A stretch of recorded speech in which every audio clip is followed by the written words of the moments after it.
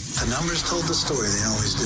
It's one of those idiots who believe in analytics. This is a numbers game with Gil Alexander on VSiN. Good Wednesday morning to you. It is a numbers game at VSiN, the sports betting network, VSiN.com, Game Plus, iHeartRadio, YouTube TV, and of course, Sirius XM Channel 158. It's Gil Alexander.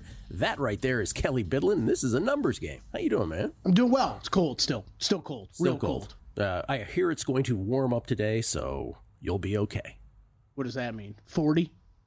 A living condition. Okay, all right. A living condition for you, Kelly Bidlin. This show has more guests than one show should be allowed to have. We're going to allow it for today. Jonathan Von Tobel, VSiN senior NBA analyst, football and basketball talk with JVT. Matty Cox from Three Man Weave. How about a little college basketball? Can we talk some Danny Hurley today? Man has lost his mind. Farmers Insurance Open preview was country clubbing a little later with Kelly. That's right. Starts today. Plays. Get your bets in. I have a couple tennis plays as well. Our tennis plays split last night, which we'll get into momentarily. And then hour number 2, the beat goes on and on to the break of dawn. Jason Weingarten at Spreadopedia will join us with all his plays. Alex Kane, the CEO of Sporttrade, he hasn't been around in a while, so we check in with Alex Kane. Remember, minus 104 is better than minus 110. We'll get him to tell you what Sporttrade is about for those who are not hip to it. And then our buddy Mike Pritchard. Pritch, please.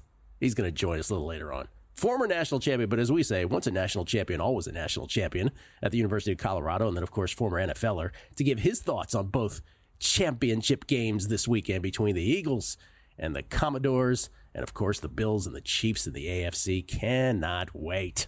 We'll do all of that on the show today. And we'll also talk NFL draft pick number 1 here momentarily because you can bet on this. But I just want to say last night we split our tennis plays. The dog did not get home. Alina Svitolina, plus 164 dog. She won the first set against Maddie Keys, the American, yesterday.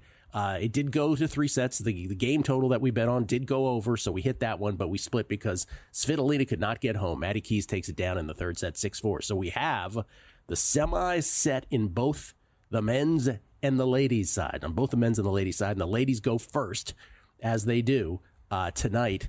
It is going to be 2 great matches, Sabalenka-Badosa, Swiatek against Keys. I will have a play. We'll not put them up now, guys. We'll save this for a little later. Or should we put them up now? What do you want to do? We can hit them both. You can hit them both? Yeah. All right, we'll do it now. I have 2 plays, and it's very similar to last night. I am on Paula Badosa. She is Spanish. She's plus 265 tonight against world number 1 Aryna Sabalenka. We're also going over the total because I think Badosa gives her a run tonight, and I think however we get to 21, I'll take it. But I think this is going to be a hard-fought match. I think it probably goes 3 sets.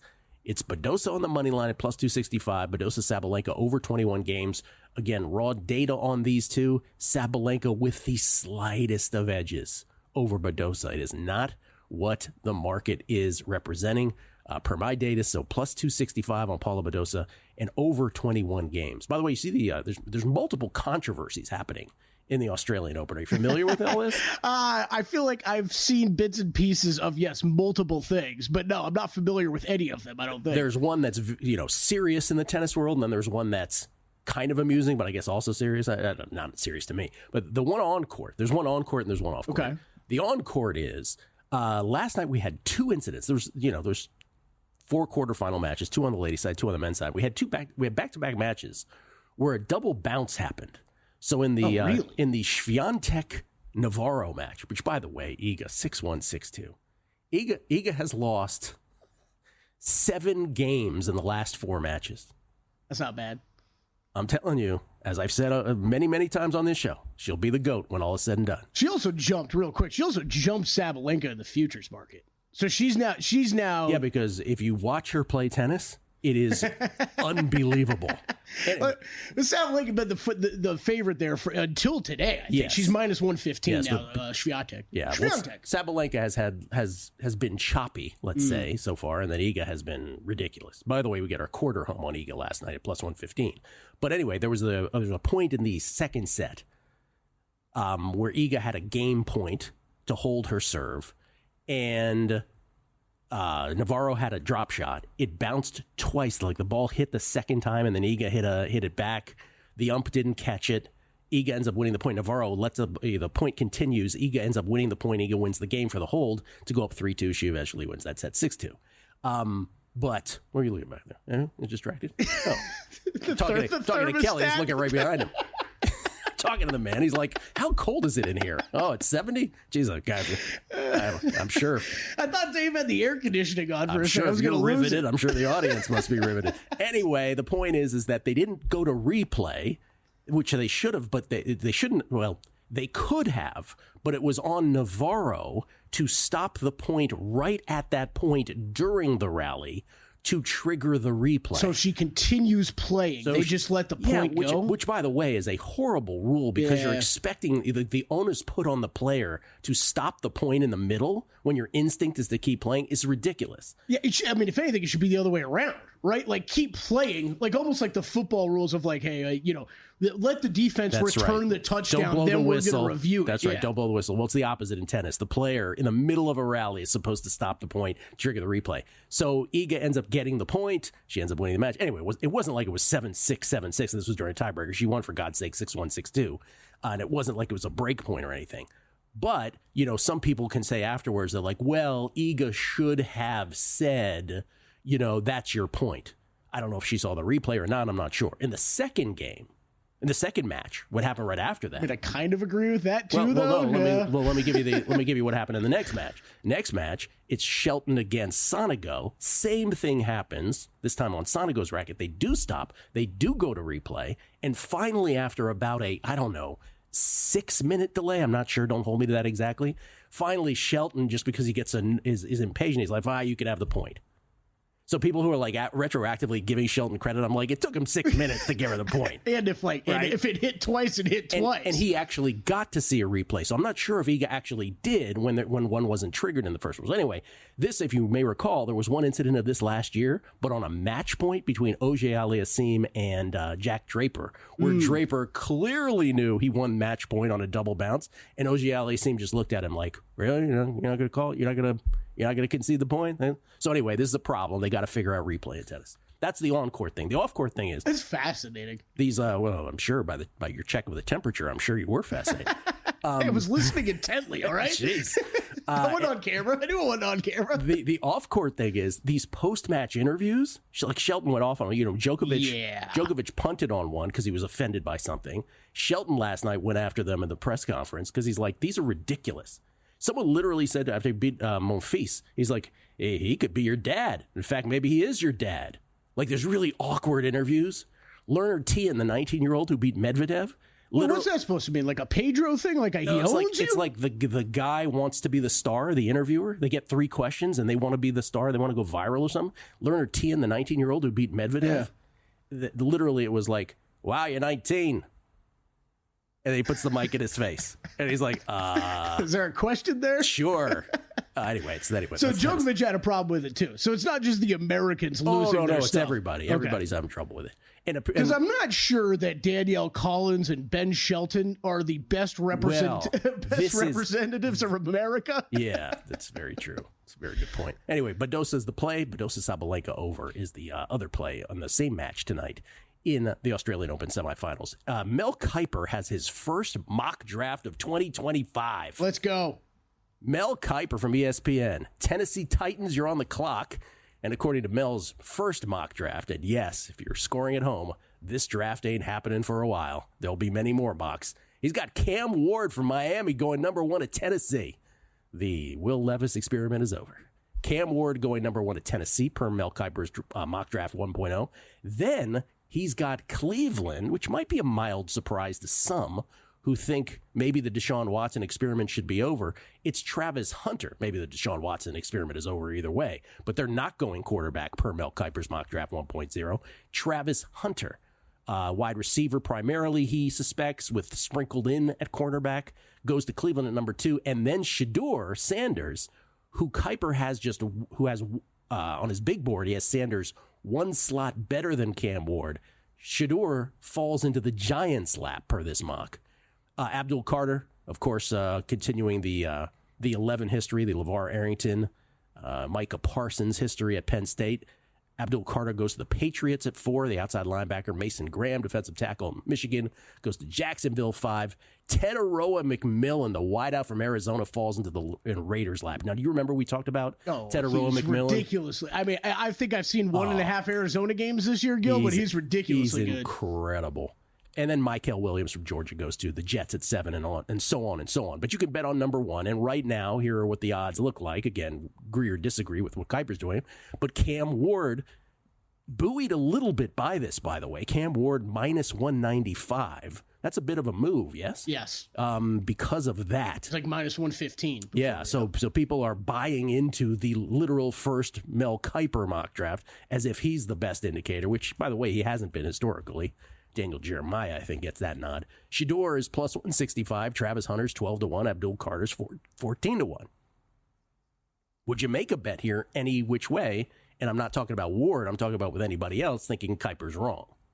I guess I still have a little bit of a problem thinking that Ward's going to go before Shedeur Sanders, but I think the one of the big things that helps Cam Ward is just seeing Jaden Daniels and how good he was this year in we go back and forth, it feels like, every NFL season of whether you should be concerned with these quarterbacks that are slighter of build or not, right? And Jaden Daniels would tell you that this season that there is nothing to be concerned about. So if you're the Titans and that's your guy, and that's kind of what we've heard, then yeah, I think it's going to be Ward.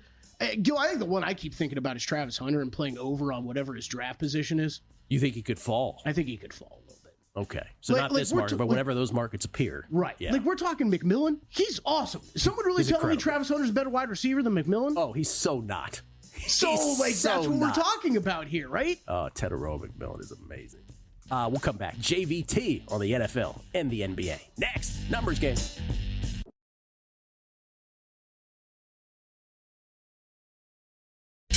A numbers game on VSiN, the sports betting network. Ready to take your tailgate to the whole nother level? You got to try Sewell's Barbecue. Born from a backyard cookout in a mason jar of unforgettable flavor, Sewell's has become a Southern favorite, delighting taste buds from Georgia to the Carolinas. Back and forth and back. From smoky ribs and mouth-watering wings to the perfect backyard burger, Sewell's turns every bite into flavor-packed experience. Order now at SewellsBarbecueSauce.com. I will spell it as always. I will do the work. I will do the heavy lifting, Kelly. SEWELLS BBQ. Get ready for it. SAUCE.com. Flavor this good. It's just a click away. By the way, we get tweets at Beating the Book. Always appreciate the feedback. Best listeners of the game, without question. Mr. Masterline. This might be the dumbest question of the day, but I'm searching for the Megapod and don't see anything about gambling. Is that just the Beating the Book podcast by chance? Yes, it is just the Beating the Book podcast. When the Megapod is the football, the weekly football, the second one that we do each week, because we do guessing lines on Monday, and then we do the Megapod on Thursday. But it is the Beating the Book feed. By the way, during the postseason, we do the Megapod on Wednesdays, which is today, and so Christopher Felica will join us. Are you familiar with El Oso? Chris Felica? The Bear. El Oso joins us today, the Bear, on our championship round podcast, Megapod today. So yes, Beating the Book feed. Nevada Azer. Hey, Gil, given all the noise that the NFL has heard this week, does the Buffalo Kansas City officiating crew swallow the whistle this weekend? Thoughts? Probably. I don't know. I hate when people determine what they'll do based on that kind of stuff, but I sure hope so, Nevada Azer. I really do. The worst possible thing that could happen in the NFL this weekend is Skins losing. No, is Kansas City winning by whistle. So that's the worst what you outcome. said at first is absolutely correct, that I hope that we wouldn't, nothing should change, because nothing should change when it comes to officiating. But oh my God, if you're blowing whistles like you did in Houston, Kansas City, we cannot have that. Yeah. Ooh. Gibby, how do you think books will grade Travis Hunter as it relates to first defensive back / wide receiver / defensive player to be taken? That could be a very messy situation. You're right, Gibby. It could be. In fact, it's the old Doug Kazarian jam the kiosk thing, right? Where a player was, safety and cornerback, but he sort of... It was like defensive back was the prop. Yeah, the books weren't really on their P's and Q's with that one. They will be for Travis Hunter. I was going to say, this one, they will be all over that. They're very well aware of Travis Hunter. James Sott saying, so, Kelly, I have to be in the office this week and check out my morning commute and walk into the office. I'll take that 40-degree high, please. He's at -6 wherever he is. Brutal. -6. And then finally, Sean Fox Place. Ward will go to Tennessee, as word is Dion has told them he doesn't want Shedeur there. Cleveland is open for business, and Dion going to Dallas is contingent on Dallas acquiring that pick if they do place a bet immediately on Dion coaching Dallas. Oh, there's a theory. I actually think it's very likely something like that happens. That could very well be true. Jonathan Von Tobel joins us, everybody. He's our senior NBA analyst and, of course, part of the whole glue that holds this whole operation together. You can follow him at MeJVT on the old Twitter machine. He joins us now, courtesy of the Progressive Guest Line. How you doing, John? I'm good. This is, I'm a winter guy, so I think I can gather that Kelly was bitching about the weather here. I enjoy the cold. Was actually taking the kid out to play hoops the last couple of days out there, getting him ready. Wow. So, yeah, very much enjoyed this weather. Does he have some yo-yo in his dribble? Has he got some talent? He has the passion. I don't know if he's got the. We'll see what happens. But he also just started, like, I think a week ago. I've indoctrinated him on watching it every day, and then they started doing it in PE. He's like, this is great. So we are working on it. One of my favorite 5-second stories in the history of this show is you talking like how you've become your dad, and when your son comes around, you fall asleep watching TV. And your son's like, "Hey, I'm watching that." John watching golf tournaments on a Sunday. That's the best thing. Hey, check it out. Watch out. Hey, let's start with the two games this weekend in the NFL, the two championship games. Have you placed a bet, sir? Yeah, I laid 5.5. I'm sorry, with Philly against Washington. And here's the thing: like, there's a side that I feel very strongly about here, and then there's a part of this that I don't feel very strongly about, and it's kind of the same thing. You'll see what I'm saying. But the thing that has worried me about Washington is defensively they just haven't been good. Like, if you look at every metric down the stretch here, they've been very, very subpar. If you're looking at EPA, if you look at its success rate, you look at what Baker Mayfield did to him, you look at what Jared Goff and the Lions did to him when they were holding on to the football. You even look what Kenny Pickett / Tanner McKee did to them in that final matchup that they had with Washington in the regular season. I think that there's a lot to be worried about here with Washington. The other part, too, is Cosby going down, I think, is low-key kind of big. I mean, he was a pretty good pass protector. We saw the Carter along the interior, right? Really disrupted those last two plays for L.A. against Philly last week, and I think that's going to play a pretty big role in at least moving Jaden Daniels off his spot. To add the adulation, by the way, to Jaden Daniels, go look up his numbers under pressure. You talk about the inability to be flapped. Holy smokes, the guy's great. Yeah, it's nuts. But I do think all of those things play a role. But I'll say this, Gil. The other thing, if you sort by some numbers and some metrics, since week 13, if you include postseason, Jalen Hurts is the 26th ranked quarterback in the NFL by PFF passing grade. He has not been good. He doesn't turn the ball over. He just hasn't been accurate. He's not finding guys. Is your floor raised by this defense? I'm not entirely sure, but I do know that you're going to be able to run the ball and have some success on the ground against Washington, and this is a very different defense. It looks like Quinyon Mitchell is going to play here for Philly, too. That makes me feel a lot better, so laid it with the Philadelphia Eagles. Yeah, Daniels just put some numbers behind what JVT is talking about. Since week 13, which is when the Washington 7-game winning streak began, Jaden Daniels' QBR, this is out of 100, 82.3. 82.3. When you blitz him during the regular season, 90.1 QBR. Against Detroit, 91.8.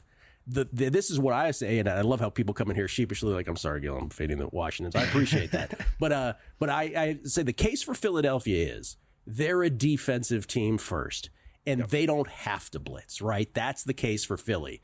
And so because they're good enough where they don't have to, and Philly, what is it, on the year, 18% blitz rate, fourth lowest in the league.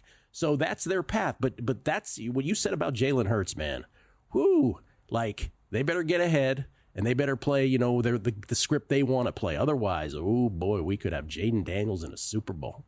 Could be. And I think, too, I guess the positive you'll hang your hat on, it's not really a positive with Hurts, is like when other quarterbacks don't play well, they're putting the ball in danger. It's you know what I mean? Like it's you're giving teams extra possessions. With Hurts, over this 7-game sample size that I'm talking about, where he's been one of the worst quarterbacks in the NFL, he's actually got one of the lowest turnover-worthy play rates in the NFL. It's just that he just hasn't been good, right? I mean, everybody has seen the frozen screenshot on the safety that he took where he's got a guy over the middle open, and he doesn't want to just pull the trigger on that for whatever reason. Those are the kind of mistakes you see with Hurts. So to your point, if he does not play well again, if you can at least run the ball, have a lead, and don't ask him to do too much and get another one of those playoff wins with under 200 yards passing, that I think is something that is foreseeable. And again, going back to Daniels, I really do wonder if that Cosby injury is going to play a factor here. To have a guy like Carter be able to pressure the pocket, be able to put it up the middle, right, force him out either way. It's not like he's bad out of the pocket, but it just takes you off your first read, do those sort of things. I think that's going to play a factor here in this game. Yeah, he just went into Detroit and took down arguably the greatest Detroit Lions team of all time. It's just incredible. He has more wins now in the postseason than he does sacks, picks, and fumbles combined in 2 games. So it's on and on and on with just unbelievable stuff. Nuts. Anything on Buffalo, Kansas City? Yeah, so I did lay 1.5 with Kansas City. I do think that the injuries and for Buffalo's defense is a little worrisome. I also don't feel the most confident about either side. Look, I thought these were 2 teams that were very outplayed in their games, respectively, in the divisional round, right? I mean, only under 4 or 5 yards per play for the Kansas City Chiefs. For Buffalo, you gave up over 7 yards per play to the Baltimore Ravens.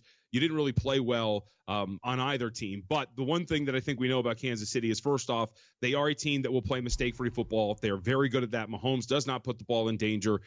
Playing at home in that environment, I think, is going to be very beneficial for them. And I just get really turned off by the way I saw that Buffalo defense again get really gouged by a team that has the ability to generate some explosive plays, and how beat up they are on the back end. So this one was the least strong of the 2, but I did lay 1.5 with Kansas City here in the AFC Championship game. Pretty big slate in the NBA tonight. You are a senior NBA analyst. What did you play so far? Anything? Yeah, so I got a couple of games. I mean, some of them already moved. Like I took 7 with New Orleans here against Milwaukee. We're down to 5.5. I think the market was just kind of a little out of whack with how much healthier this Pelicans team is getting. So we'll see how much farther this goes down. But I do have New Orleans here in this spot against them. And then later tonight, I did lay a little bit of a shorter number with Boston on the road against Los Angeles Clippers. This thing's up to 10. I laid 9. I think that you've seen the Clippers play a lot of basketball, right? They had to throw in that added game against Chicago because of everything going on in the Fires. You're talking about a team that's got some really high miles on them. Boston's trying to, I think, bounce back here over a tough stretch. They got a big revenge spot against Golden State, day of rest as well. And I think they're going to come in here and beat up on a Clippers team that has had to play a lot of basketball in the recent days. So those are the 2 so far that I've got. But again, a little off market considering everything's moved so much so far. Before we leave, since you brought up the Warriors there briefly, in mention, could you have possibly anticipated this turnaround? And when I say turnaround, I mean to the bad. No, I mean, if you guys remember, preseason was my favorite win total. I loved this team. Like, I didn't think they were going to win a championship, but I thought they're going to be way better than expected. But they're just all over the place. The offense is awful, especially when Curry's not out there. They're not really getting that much from their young players. The dynamic between Kuminga and the front office of Kerr seems to be kind of playing out on the field, on the court to a certain extent. If you would have told me they would have fallen back down to earth, would have totally understood it. To this degree, though, I think this is really, really shocking to see how bad they've been. I mean, is DeAnthony Melton the league MVP? I mean, it's like incredible. Look at his on-court numbers last year for Philly. I mean, he might be. It's unbelievable. John, always a pleasure, man. Good luck with all the bets. Appreciate it. Thanks, guys. I'll see you in about an hour and 15 minutes. There you go. Jonathan Von Tobel in today on Money Moves. Oh, I think, I don't know if it had directly to do with this, but Stormy's been traveling for like 18 straight hours. She got locked up into the Atlanta airport in Delta. Yeah. We'll come back. Some college hoops next right here on A Numbers Game.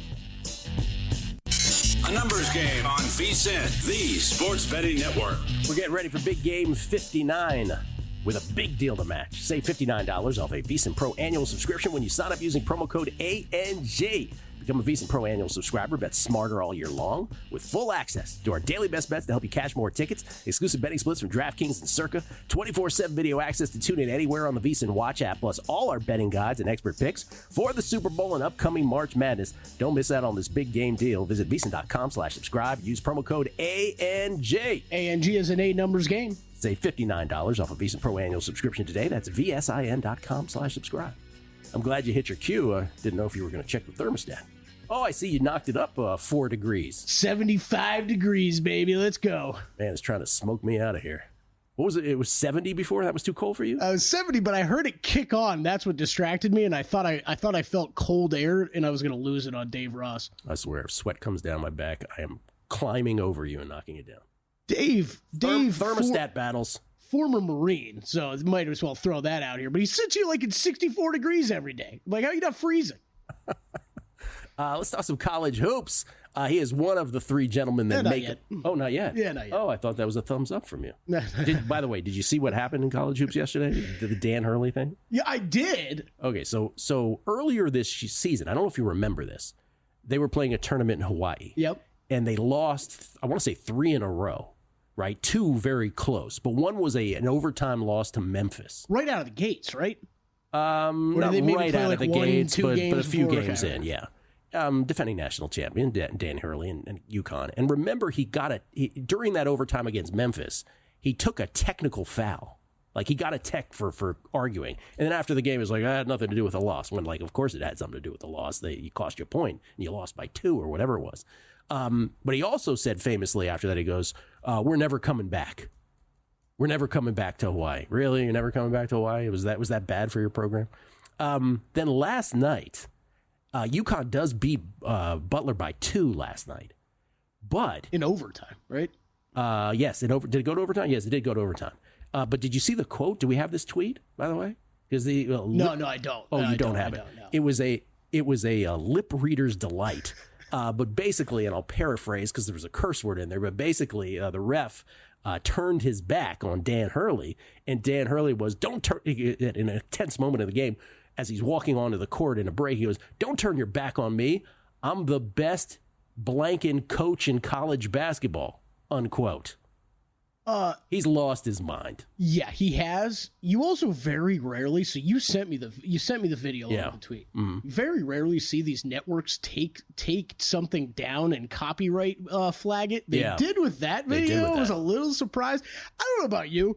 The lip reading always blows my mind because I can't do it at all. I can't.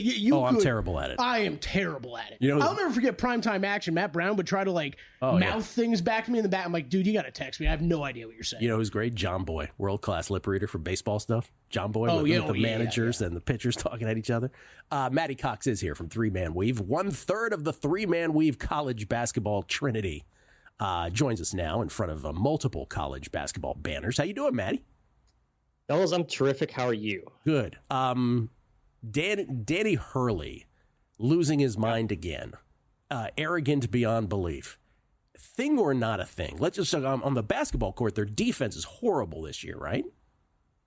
Yeah, it's funny. There's debate whether or not that is, how much of that is like a show and how effective that is in referee puppeteering, as I call it. I'd argue it works against him, at least this year, from what I've seen. At least it has. So I don't know. It's just who he's been. I think we sort of forgot about that because they were so damn good the last couple of years. But I think in face of some adversity, I think there's a little bit of that old, he's got that Hurley in him, right? Like they just can't ever control themselves when it really gets he's got that Hurley in him. I mean, Bobby loses his mind sometimes. It's a family lineage thing. It really is. It runs in the blood. Do you feel like, and I know we're sitting here in January, so perhaps this is not a fair question because there's so much basketball to be played, but do you consider them among the legit contenders this year? No, I don't. I think the defense has been too shaky. And frankly, their injuries have been really a problem. Like they have Liam McNeely and Alex Caravan, neither of whom have been 100% all this season. I think this team's not deep enough to they have to have their top core 6, 7. And you could argue those are probably their 2 most important dudes. And I don't like a not deep team with a slight dip in talent without all the core pieces intact, flowing continuously, and without those 2 guys who have been super important on both ends. I just don't trust this team. Unless I see them play 5 games in a row together, maybe the mojo starts to pick up late in the year.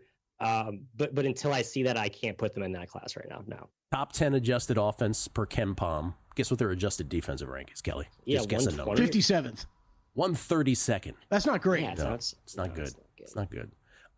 Okay, before we get to your plays, give me a team, because right now Duke and Auburn, the short shots to win it all this year. Duke 5-1, Auburn plus 550 at DraftKings. Then Iowa State leads the double-digit parade, followed by Houston, Tennessee, and Alabama. There you go, baby, at 14-1. Give me a team beyond those. If I took those off the board and I said, give me a sort of sneaky team that you could see once they get into the big dance, could be live, matchups unknown right now, obviously. Yeah, I'll give you 2. The one that's value-wise, man, I just feel like I missed the boat. But Illinois, I think when you talk about title contenders, you're looking for ceiling, right? You're looking for upside. And I think that team's good as looked as anyone's good, save maybe Auburn and Duke and Houston, Iowa State, and spurts. I think Illinois is worth a shot, even at the current number. This is from a guy who basically thought this team would be like an average middle-of-the-road Big Ten team to start the year. I mean, their talent's crazy. And Underwood's a great coach, great adapter. I think that chameleon-type coaching thing is important in a tournament setting. I'm also looking at Louisville. They have a really easy schedule down the stretch. I think they could climb into a very favorable seed position, give them a good edge to maybe make a run to the second weekend. And once you're there, at the current number, I think it's a live price, right? So that's the 2 I'd give you. I think Kelsey is an underrated coach. Depth-wise, I have concerns. But again, tournament setting, rotation tends to tighten. they can keep the guys they have there right now healthy. I think Pat Kelsey's a good bet there. I think they're 80-1, 75, maybe 100-1 at some places. I think that's a good number. Somewhere in that pocket. Shop around, of course, for the best. I lied. One more question before your picks. Has there been, to your guys' handicapping and obviously results based as well, has there been a team that you look at and you're like, oh, that's a dead solid over team, or that's a dead solid under team? Oof. It's the Big 12. A lot of the Big 12 teams, they like Texas Tech, Baylor's actually a good example. Kansas to a degree. I've kind of been looking at just that sort of subset of teams to the under. I think defensively, they're all really strong and maybe had some inflated metrics or distorted metrics from the non-con and who they played. And all those coaches, I think really embrace, the conference grind does take a toll on these teams, and it's very taxing. You see almost just both teams handshake agreed to get into a rock fight, slow nip and tuck possession affair. Just like a lot of these, just because there's more parity, more variability, it feels like a lot of these games trend towards that. So Big 12, some of those unders. But God, Iowa State with the way they're playing, who knows? That might just be an Alabama team at this point. They're putting up 190, and that's kind of what I think makes them slightly more dangerous long term than they have in the years past. I know they've been out early in the tournament the last couple of seasons. Do you agree the biggest change in college hoops, the last 2 years, just betting this stuff, is that we always just took it for granted that these teams were going to foul with a minute and a half left, and they were going to foul repeatedly. And, if they were down a certain amount of points, let's say 6 points, and they were going to keep fouling till they got, back into it if they could, in fact, have the other team miss free throws. And now teams just don't do it anymore. The last couple years, they're it's almost like an NBA thing. They're like, nah, we lost, whatever. It's like a load management thing. Yeah, no, I do think you see some of that, a little bit of quit, maybe. Is that what you're trying to get? Yes, trying to dance around it. It's funny, the free throw rate is up this season, but that's mostly a function of the block charge change that was instituted last year. You saw the jump. It's actually risen even more this season. But in that late game stuff, you're right. I don't have the data, but I think anecdotally, you definitely see a lot less of that end game stuff. But again, that's why betting totals to me is just really tough. You can argue there's higher ROI opportunities, more inefficient market, but the game flow is just so volatile in some of these college games, man. You really have to have a good, strong edge. And even then, it's just never as solid of an edge, at least for me, as I have, I think, with sides. But, it's probably a function. I've been doing sides for longer myself. All right, the picks are? Headed west here tonight, Gil. I like Cal. So on that weird, the ACC disjointed schedule now, we got East Coast, West Coast teams flying across the country.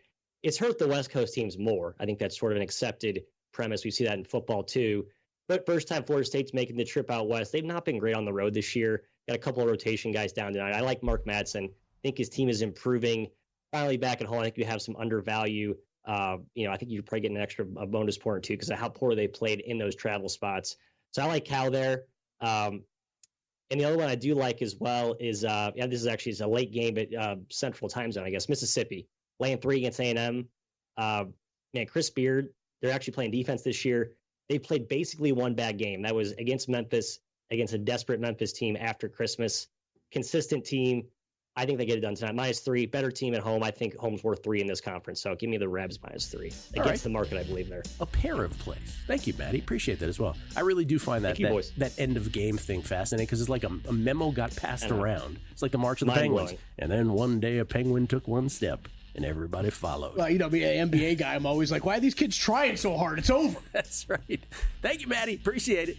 Thank you, fellas. Good luck. Matt Cox, everybody, from 3-Man Weave, 3MW_CBB for all of their plays.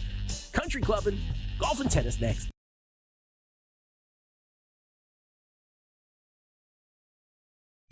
A numbers game on VSiN, the Sports Betting Network. Are you the kind of player who wants to drop $10,000 or more in an NFL line at the best price of the market? Or maybe you're looking for instant acceptance on your in-game bets? You need SportTrade, the app that's revolutionizing sports betting with -104 lines instead of the standard -110. Instant in-game betting and a dedicated concierge player service. SportTrade delivers a premium betting experience like no other. Now live in New Jersey, Colorado, Iowa, Arizona, and Virginia. You can download SportTrade today. Use code VSiN to earn 10% cash back on every wager during your first week. Terms apply. Got to be 21 or older to play. If you or someone you know has a gambling problem, call or text 1-800-GAMBLER. Skill Alexander, Kelly Bidlin alongside. It's a numbers game at VSiN, the Sports Betting Network. We get tweets at Beating the Book. Love you guys. Best listeners in the game. Lionel G. Williams. I'm less worried about the Washington defense. My concern is the fatigue factor, fourth straight road game, because if you possess the ball on long drives, it protects your defense. Scuba Scott, talking about golf, he says, the 4 remaining alternates, talking about the whole Will Zalatoris withdrawal, the 4 remaining alternates in round 1 opening day will show up and go through full warm-ups. If they get in, they play. If they don't, they go home. No to Kelly betting horses. Betting horses is great as long as you don't get the one you bet at 10-1 and finishes at 20-2. Oh, 20-2. I'm not sure what he said. He's probably talking about silly parimutuel odds and drive me insane. That's right. Trip Tepper. Good news. Max Grazerman is a leaflet athlete per Wikipedia. I've sprinkled a few shekels on him outright in placement markets. Let's go. I was right, Trip. My radar is intact. This is from Paul Zhang. Sweep together is a Seinfeld quote, lip reading gone wrong. We missed a Seinfeld reference. I don't remember that one. I don't either. It was let's sweep together like with a broom. It's a lip reading thing from Seinfeld. What were we talking about? Oh, Bobby Hurley. Danny Hurley, pardon me. Drew from Mr. Drew, 50. Now that the tennis plays come out at a decent time of day, I have nothing to look forward to at 5 p.m. Eastern. Can Kelly shoot out a live first-round pick at 5 today? It's a good one. It actually leads me into a little golf PSA for today. Any of these tournaments that are played on multiple courses, make sure if you're going to bet first-round leaders, they're usually split up by course now at the sports books. Now, if you can find a book hanging just first-round leader odds overall, the North Course will play much easier than the South Course today. I was just talking about Sport Trade, by the way. Minus 104 lines instead of minus 110 lines. Its CEO, Alex Kane, is kind enough to join the program from time to time, including right now. He joins us courtesy of the Progressive Guest Line with the best head of red hair you will ever find in your life with the Iowa t-shirt today. How you doing, Alex? What's up, guys? I saw Caitlin Clark on the telecast the other day, and I had to support. I have got the Iowa. I've got the Indiana Fever. I want to get the Team USA Clark jersey. I got to wait till next year. Wow. Fanboying on Caitlin Clark. Good for you. So we have a new Sirius XM 158 audience here, Alex. So I want to start as if let's act like we don't know anything about Sport Trade at all. For the listener who has not heard about Sport Trade, give us the 30-second elevator pitch, if you will, or go as long as you need to. Absolutely. Am I still coming through loud and clear? Yes, you are, sir. Awesome. Well, first I want to congratulate you guys for getting back on Sirius XM. I remember speaking with Bill over Bet Dash. You guys are now fully control the helm, so congratulations. Sport Trade's an online sports betting app. We're live in 5 states. Gil, you do an amazing job every day of introducing that to your audience. 2 things. We are like the lowest margin sportsbook you could possibly imagine.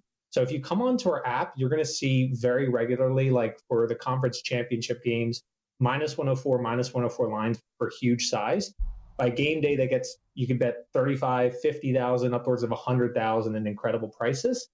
But we're also introduced this exchange mechanic, this marketplace mechanic, where you're actually able to get better than that minus 104 price. And when you do that and you ask for a better price, it allows Sport Trade to offer that price to all of its consumers, which improves the price on that side of the market as well. So it's a really low margin sports book if you just want a basic experience. But if you're looking for a little bit more, you can actually do so much more with Sport Trade. You can get better prices. You can trade in and out of your positions during the season or during the game.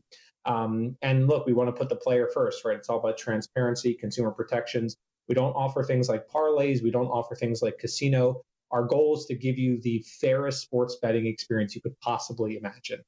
And by the way, without making it sound like too much of an infomercial, every time we put that up, pardon me, when the QR code comes up, you just have to scan it on your phone and bam, you're on Sport Trade. I would imagine, Alex, from a very simple standpoint, that's sort of the biggest thing, which is you're probably super confident that if they change the behavior, if the sports bettor changes his or her behavior and gets on Sport Trade, they'll be hooked. It's just a matter of getting them to change that behavior. Is it as simple as that? It's as simple as that. I mean, like our best marketing is honestly just getting out there, getting on the odds screen, showing our prices. The Sport Trade Whale Tracker, which is on X, is just a real-time post of all the big bets that come through our app in real time. If you want to take it a step further, you download the app. You don't even need an account. You can see all the bets. We call this tape. All the bets coming through Sport Trade in real time. And once those customers kind of get started, we'll reach out to them. We text them and say, hey, you could get even better. You could like buy into this team with not even the plan of keeping it to the end, but like you're going to get a really fair cash out offer throughout the game, and start to change that user behavior of like, you know what, maybe I will bet Notre Dame on the money line. I don't think they're going to beat Ohio State, but if they get off to a good start, then the probability of my bet winning goes up and the value goes up and I can sell it. And it's not that sort of crappy cash out offer that the sports books give me. It's a really fair price. And so it's a journey. And I think once customers start the journey, we got them. To your point, Gil, it's like we're going to get more of those players. But I think it's just like improving the product, having that word of mouth get out there, having pros say, you know what, I tried Sporttrade last week. I got $25,000 down at -104. What are you doing using any other sports book? And just kind of playing into that and improving the product. I want to ask you a couple questions, one of which is, I think, more fun than the next one maybe, but the fun one for me is, what have you observed? I'm just curious always with stuff, with better behavior. Has anything surprised you? Maybe the sports that they're betting, maybe the type of bet that they're making?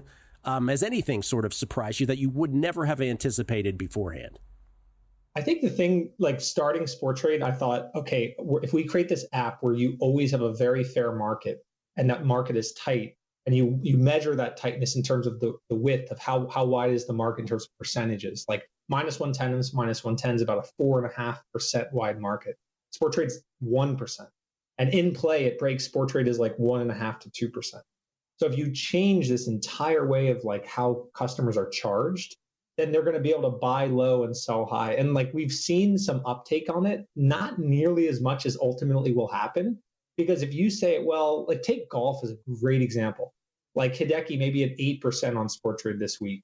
The sell price is like 7.5. So like it's really, really, really tight. Most books don't even give you a sell price, right? They don't allow you to bet no. If he takes the lead in the first round, he's going to go from 8% to 20%, let's say, he plays really well, and you'll be able to sell it at like 19%.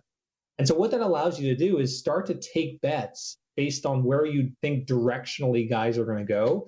And I think I've been surprised that we haven't seen as much uptake in that because you can truly sit there and say, you don't have to bet the first round leader anymore. Just bet the guy you think is going to do well. If he actually has the first round lead, he's going to shoot up in the odds. He'll go from 0.5% chance to win to 10% chance you'll 20x your money. And then very frictionlessly, you can exit that position. So it's just more user sort of education, but it's sort of surprising to me that more folks don't do it because, but I guess it doesn't surprise me at the same time because it's like a totally different way of thinking about sports betting. Specifically about golf, I have always said on this show, for those who've listened to this show long enough, I've always said golf is the sport most ripe for a sports betting revolution. And it's probably not going to, and I will add this now as I'm talking to you, it probably won't happen with sports books, traditional. It'll probably happen with something alternative, and Alex is describing just that on Sporttrade. Real quick before we go, a lot of buzz around Crypto.com. In so many ways, people are familiar with it. I think the election and other kinds of markets sprouted up, and people became aware of Polymarket and that sort of thing. Let's dive in on that a little and how that relates to Sporttrade. Is that a similar type of thing? It's precisely the exact same thing. I'll do in 30 seconds the best I can with describing what's going on there. There was another regulator in the U.S. It's a federal regulator called the CFTC. They regulate event futures, commodities, futures, things like that. And this company, Crypto.com, has said, hey, when we list the Super Bowl winner, we think that that's a commodity. We think that's a future. And the mechanic by which they're offering it is the exact same way that Sporttrade offers it. The prices are expressed in probabilities. And ultimately, that can mean really great things for consumers. The confusing thing that we're going to have to find out over the next year is who is the right regulator for this sort of product. Is it a state-by-state regulator, or is it this federal regulator called the CFTC? Right, because right now, correct me if I'm wrong, that federal regulator, it's a pretty broad interpretation of what they're allowing Crypto.com to do, correct? Exactly. Yeah. I can see a world where you can list the Masters futures and say, well, there has to be a real hedging economic reason, right, for this to have value, right? That you can't just list Steph Curry over under 4.5 points. You can't do that. Alex, but you can list things that you can make an argument that someone is hedging real economic interest or real economic risk. For the Super Bowl, right, you can make that argument. For something like Steph Curry 4.5, 4.5 points, 4.5 threes rather. I don't think we can make that argument. Alex, I got to run. Thank you so much. Alex came from Sport Trade, everybody. Check it out. The app that's changing sports betting. Thank you, Alex. Coming back with A numbers game on VSiN, the sports betting network. Put your skills to the test in the Pegasus Playoff Pick'em Challenge. Say that 5 times fast. Pegasus Playoff Pick'em Challenge. Brought to you by our friends at First Bet. Sign up for free to play at sports.first.com/contest. That's sports.1st.com/contest. And make your picks for Saturday's marquee horse races at Gulfstream Park, as well as Sunday's big football games. Top pickers will receive First Bet vouchers you can use to play the ponies, and everyone who plays will receive VSiN's Super Bowl betting guide. That is sports.first.com/contest to play. That's the number 1 on First in there. We get tweets at Beat of the Book. Always appreciate the feedback. Bobby Geddes. Good start for soccer yesterday with Paul Carr. Yes. Over 5.5 in the Barca game at plus 260. Final score 5-4 Barcelona. I was going to say there was 9 goals scored in that. Wow. He says, I couldn't find over 4.5, so I parlayed Barca double chance and over 4 at plus 400 at 4-1. But can you tell Carr to get a little bolder? I expect an alt over 8.5 next week. Brian Morianen.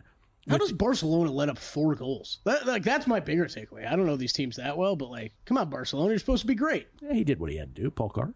2 more plays today. We'll repeat them in our G-Bank Best Bets later. Mm-hmm. Okay. Brian Morianen.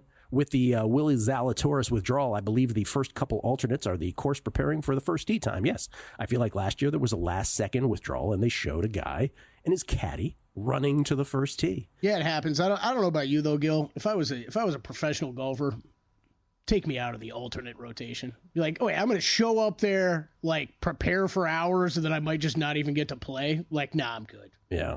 Either I'm qualified or no. No, I'll stay at home. Biddling, sprinting to the first tee. Hey, is that Kelly? Edward Lefevre. Gil, can you tell us more about golfing with Kornheiser and Wilbon? By the way, the North and South course were both redone several years ago. Who was Low Man that day? Low Man was the guy I was playing with. He was incredible. I was so derailed when you brought that up. Wilbon and I have a mutual friend. Wilbon's best friend, Neville, who you'll hear them referred to on PTI. I think I have, yeah. Used to be my boss at a radio station in Northeast D.C. years ago. Really? Yeah. Well, Nevy Nev. Did you guys bet anything on it? No, there was no bets. There were no bets. This was pre-betting legalization, and those two guys don't really love betting to this day. Wilbon anti-betting. No. I don't care what Vegas says. That's Wilbon's thing. And then Mark Geiger, in-house attorney for A Numbers Game, says, Jeter and now Ichiro, who also missed unanimous election by 1 vote, they get to vote for 10 players. Let's make the guys living in mom's basements, drinking daily 12-packs and watching videos of what no one should ever watch, identify themselves. Did you just couple Jeter with Ichiro? Jeter should never have been close to anything you do. You know what my biggest takeaway from this is? I'm just kind of tired of Hall of Fame arguments. It's just every time a big name comes up for something, there's some controversy. I'm not tired of them. I just can't believe how they consistently get things wrong.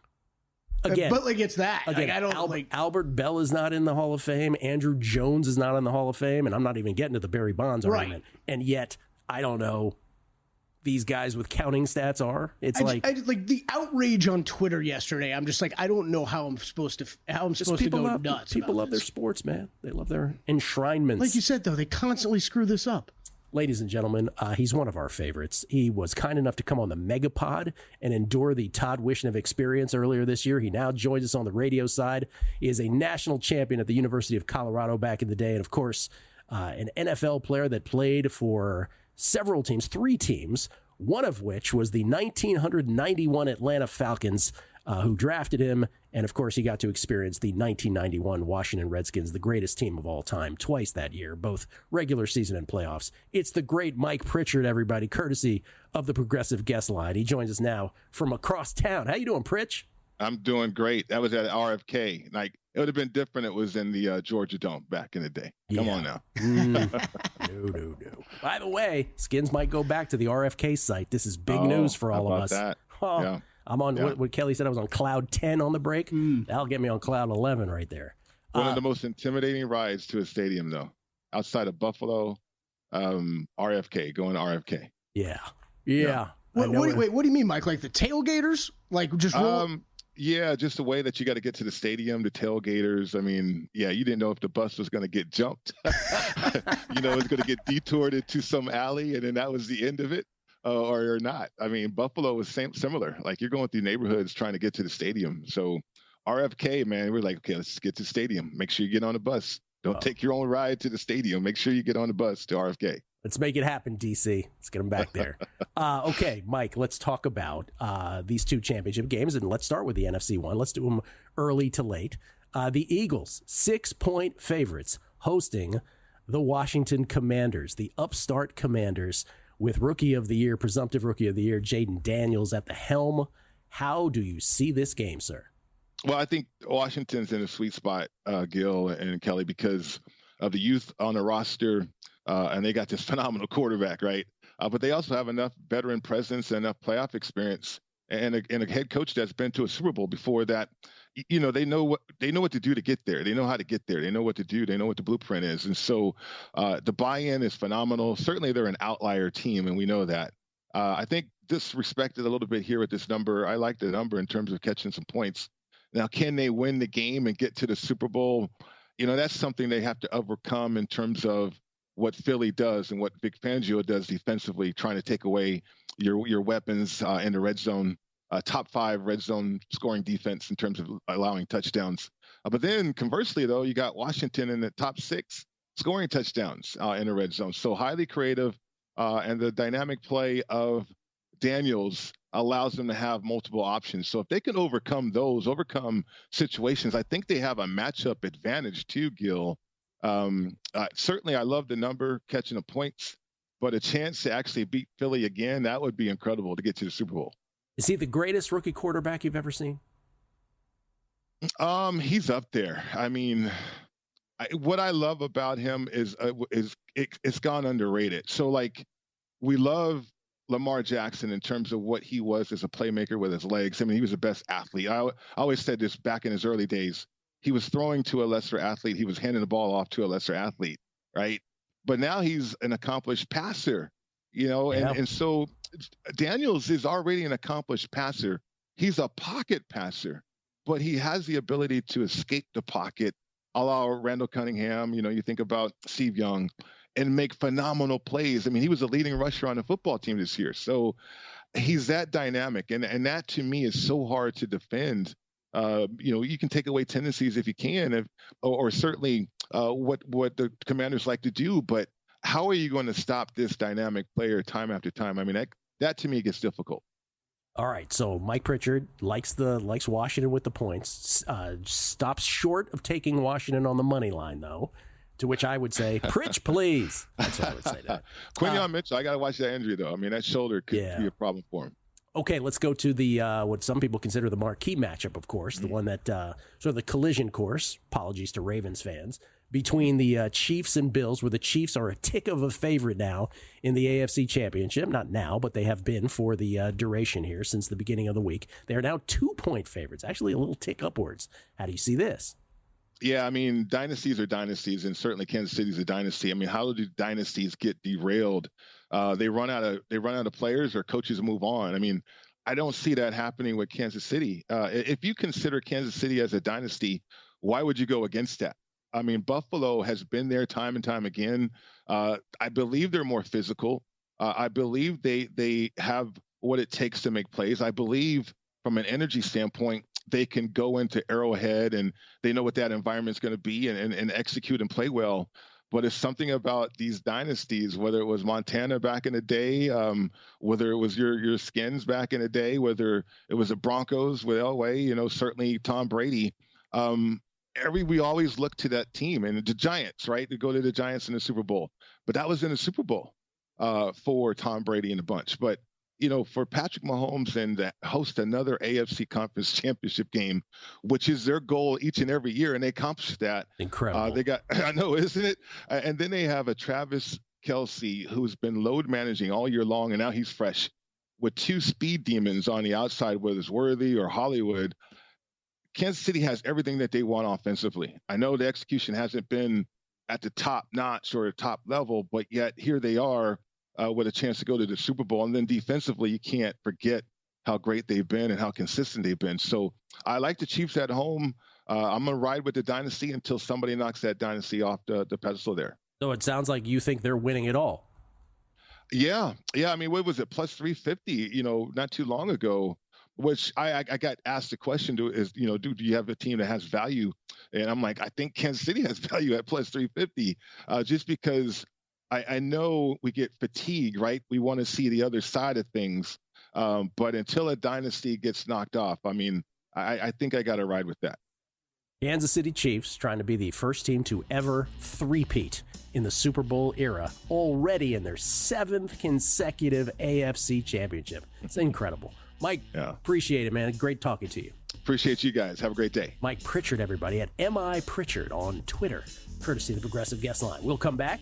We'll review all the bets made on the show today as part of our G-Bank Best Bets of the Day. It's a numbers game at VSiN, the Sports Betting Network.